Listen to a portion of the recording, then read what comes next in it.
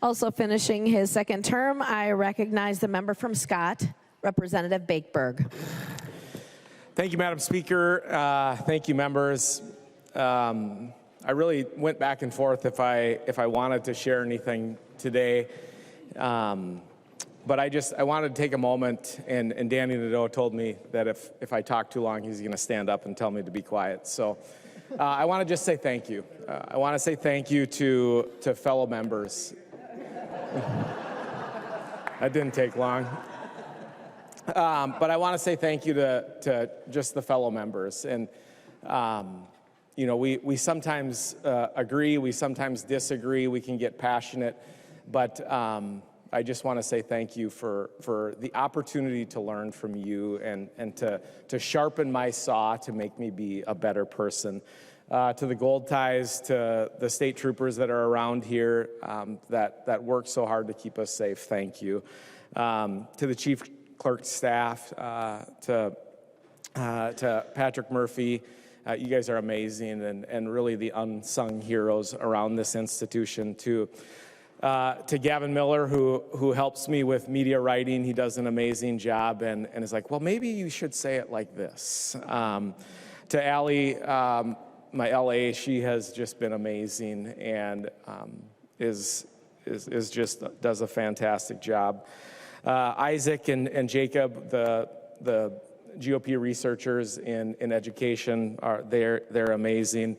And to Jody Withers, who is gonna not be happy that he gets called out, but just the Rolodex of knowledge is helping kids across the state of Minnesota get a better education. So thank you for that, Jody. And most importantly, I want to thank my constituents. And Representative Nash reminded us when we came in as freshmen to take the steps to keep us humble, to walk up the front steps. And, you know, and I would do that, and it really reminded me of just the opportunity that each of us have to serve our communities. And it reminded me of my life verse. It's Matthew 5:13 through 16. It's the whole passage about salt and light. But that passage talks about, in the same way, let your light shine before others so that they may see your good works and give glory to your Father who is in heaven. And that walk up every day reminded me that it's not about Ben Bakeberg, it's about the people that I have the opportunity to serve each and every day. And it's those relationships and those the stories and the successes and the heartache that we all hear from our constituents that make us be better people. And I guess if I would have a challenge, that would be my challenge, is to work to glorify, to promote others. And for me, I will always promote my Father in heaven and glorify him. I want to say thank you to my family. It's been a hard year for my mom. Some of you know that. She is a tough woman, and she's been battling cancer. And when I was a kid, I'd get into the back of the car after a baseball game, and she'd turn around and she'd say, well, you sure suck today. She just spoke truth, and I loved that.